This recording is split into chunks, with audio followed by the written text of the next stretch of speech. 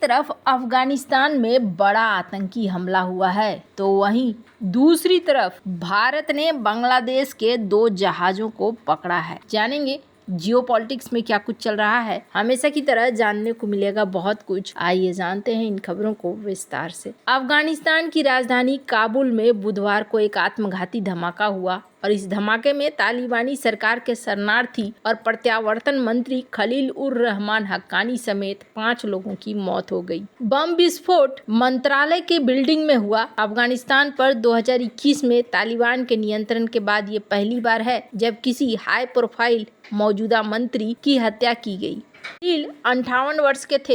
Haqqani network का एक प्रमुख सदस्य था जिसने 2021 में अमेरिकी सेना की वापसी से पहले उसके खिलाफ हिंसक विद्रोह का नेतृत्व किया था। वह हक्कानी नेटवर्क के संस्थापक जलालुद्दीन हक्कानी के भाई और मौजूदा गृह मंत्री सिराजुद्दीन हक्कानी के चाचा हैं। किसी भी संगठन ने इस हमले की जिम्मेदारी नहीं ली, लेकिन तालिबान को इस्लामिक स्टेट खुरासान प्रांत और नेशनल रेसिस्टेंस फ्रंट से टक्कर मिलती रहती है। CNN की रिपोर्ट के मुताबिक आत्मघाती हमलावर आगंतुक के वेश में इमारत में घुस गए और जब हक्कानी कागजी कार्रवाई पर हस्ताक्षर कर रहे थे तब उसने बम विस्फोट कर दिया। सत्ता पर कब्जा करने के लिए शुरुआती दिनों में खलील उन प्रमुख लोगों में से एक थे जिन्होंने पूर्व राष्ट्रपति हामिद करजई, पूर्व मुख्य कार्यकारी अब्दुल्ला अब्दुल्ला और हिजबे इस्लामी प्रमुख गुलबुद्दीन हिकमतयार समेत अन्य अफगान नेताओं से संपर्क किया था। काबुल पुलिस के एक बयान में कहा गया कि हमें बड़े दुख के साथ ये खबर मिली है कि इस्लामिक अमीरात के शरणार्थी मंत्री खलील उर रहमान हक्कानी आज दोपहर दुश्मनों की ओर से किए गए बर्बर हमले में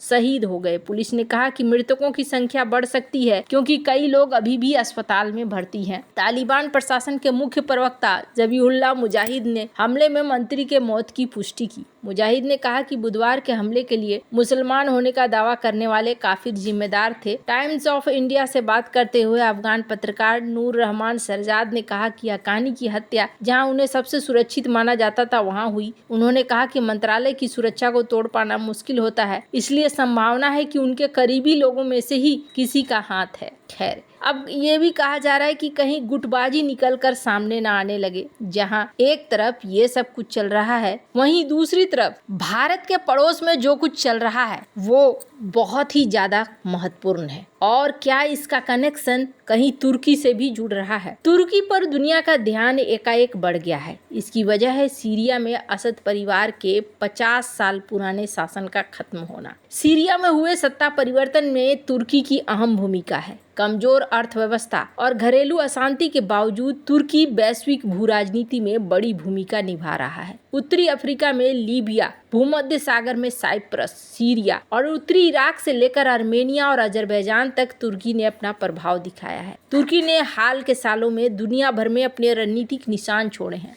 ऐसा कर तुर्की के राष्ट्रपति रजब तैयब अर्दोगन खुद को सुन्नी दुनिया के नेता तौर पर दिखा रहे हैं। साथ ही वो ग्रेटर तुर्की के पुनरुत्थान की बात भी कर रहे हैं। यूरेशियन टाइम्स की एक रिपोर्ट कहती है कि तुर्की की सर्व इस्लामी और नई तुर्क विचारधारा पश्चिमी एशिया, पूर्वी भूमध्य सागरीय दुनिया, उत्तरी अफ्रीका, पाकिस्तान, दक्षिण पश्चिम चीन और मलेशिया तक महसूस की जा रही है। सीरिया और इराक में तुर्की की भागीदारी छिपी नहीं है। अर्दोगन ने खुद एक बयान में कहा था कि सीरिया में इदलिब, हमा, होम्स के बाद दमिश्क टारगेट है। सऊदी अरब कई वर्षों तक इस्लामी दुनिया का अगुवा रहा। पिछले 2 दशकों के दौरान तुर्की ने दुनिया भर में सर्व इस्लामाबाद में सऊदी अरब का स्थान लेने की कोशिश की। तुर्की लैटिन अमेरिका से लेकर यूरोप, अफ्रीका और एशिया तक मस्जिदों के निर्माण का वित्त पोषण कर रहा है। तुर्की इमाम खतीब के विचारधाराओं के जरिए धार्मिक शिक्षा का अंतर्राष्ट्रीय केंद्र भी बना हुआ है। इन कदमों के जरिए तुर्की खुद को सुन्नी वर्ल्ड के लीडर के तौर पर स्थापित कर रहा है।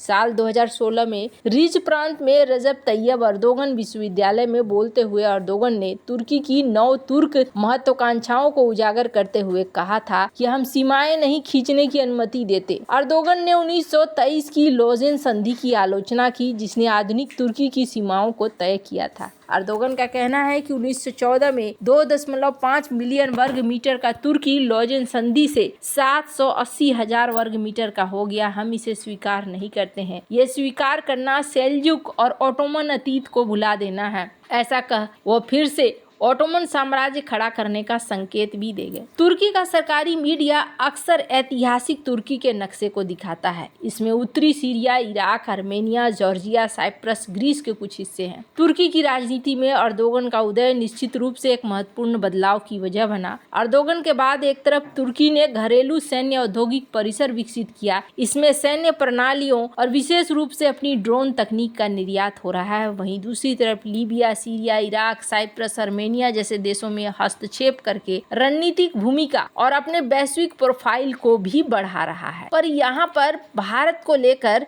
ये बात क्यों हो रही है? कहा जा रहा है कि इस वक्त एक और चीज देखने को मिल रहा है तुर्की के साथ, और तुर्की के साथ ये देखने को मिल रहा है कि तुर्की के ड्रोन बांग्लादेश में पहुंचे हैं। तुर्की और पाकिस्तान की सांठगांठ किसी से छिपी हुई नहीं है। यहाँ पर क्या बांग्लादेश को दोनों से मदद मिल रहा है? बांग्लादेश ने तुर्की से खरीदे बायरकतार TB2 ड्रोन को भारत की सीमा पर तैनात कर दिया। तुर्की का ये जासूसी ड्रोन अब भारतीय सीमा पर नजर रख रहा है। बांग्लादेश के इस कदम के बाद भारत अलर्ट हो गया। उसने सीमा पर निगरानी बढ़ा दी। इंडिया टुडे के सूत्रों के हवाले से कहा गया कि सेना ने सीमा के करीब बायरकतार TB2 ड्रोन के तैनाती की रिपोर्ट की पुष्टि की। तुर्की का TB2 ड्रोन जासूसी करने के साथ साथ हल्का हमला करने में सक्षम है। इन ड्रोनों का संचालन बांग्लादेश की सेना खुफिया निगरानी और टोही मिशनों के लिए करती है। ऐसे में बांग्लादेश की सेना इस तैनाती के बाद पहले से जारी तनाव को और ज्यादा बढ़ने की आशंका है। भारत ने संवेदनशील क्षेत्र में ऐसे उन्नत ड्रोनों की तैनाती की रणनीतिक महत्व को नजरअंदाज नहीं किया है। भारत ने भी तैयारियां शुरू कर दी है। इन ड्रोन की तैनाती ऐसे समय में हुई है जब खुफिया जानकारी से सीमावर्ती क्षेत्र में आतंकवादी गतिविधियों का वृद्धि का संकेत भी मिला है। खुफिया जानकारी से पता चला है कि शेख हसीना के कार्यकाल के दौरान दबाए गए चरमपंथी सीमा के नजदीकी इलाकों में फिर से जमा हो रहे हैं। इंडिया टुडे ने एक अधिकारी के हवाले से रिपोर्ट में बताया कि हसीना के सत्ता से बाहर होने के बाद सीमावर्ती क्षेत्रों में भारत विरोधी तत्वों में उछाल देखा गया है। बांग्लादेश के पास 6 TB2 ड्रोन है। बांग्लादेश ने 12 ड्रोन का सौदा किया है, जिसमें 6 का संचालन शुरू हो चुका है। इसने बांग्लादेश की निगरानी और हल्के हमले की संचालन क्षमता को बढ़ाया है। हालांकि इजरायली हिरोन ड्रोन के साथ भारत इसको जवाब दे सकता है। भारतीय सुरक्षा एजेंसियां अलर्ट पर है, ताजा तैनाती का बारीकी से आकलन कर रहे हैं। इस बीच भारतीय सशस्त्र बल इसके जवाब में इजराइल से खरीदे हेरोन TP जैसे ड्रोन तैनात करने पर विचार भी कर रहे हैं। भारत के पास इजराइल से खरीदे हेरोन ड्रोन है। वर्तमान क्षमता 24 घंटे है। ये ड्रोन 200 से 250 किलोमीटर तक लाइव वीडियो और तस्वीरें भेज सकते हैं। हालांकि सैटेलाइट से जुड़े होने की वजह से उनके पास ट्रांसमिशन की लगभग असीमित रेंज है। इसके अलावा भारत के पास MQ-9B ड्रोन भी है, पर भारत अब यहाँ ज्यादा चौकस हो गया है। और चौकस भारत ने कोस्ट गार्ड में भी, कोस्टल एरिया में भी अपने जो क्षमताएं हैं उसे बढ़ाना शुरू कर दिया है। इसी क्रम में ये देखने को मिल रहा है कि भारत के कोस्ट गार्ड ने 2 बांग्लादेशी मछली पकड़ने वाले जहाजों को पकड़ा है और इसमें करीब 47 से 50 लोग बताया जा रहा है शामिल थे, जिन्हें अब भारत वापस से बांग्लादेश भेजने की तैयारी में लगा हुआ है। भारत ने फिलहाल के लिए इसे निगरानी के तौर पर माना, लेकिन ये वो तरीका है जिससे कई बार आतंकी घुसते हैं, जिस वजह से भारत ने निगरानी को धीरे धीरे और भी ज्यादा बढ़ा देना शुरू कर दिया है। कुल मिलाकर कहा जा रहा है 78 इसमें लोग थे जिनको पकड़ा गया। वैसे आपको क्या लगता है इन सब मामले में? आपकी क्या राय है? कमेंट कर जरूर बताएं। जल्द मिलते हैं अगली वीडियो में नई खबर के साथ।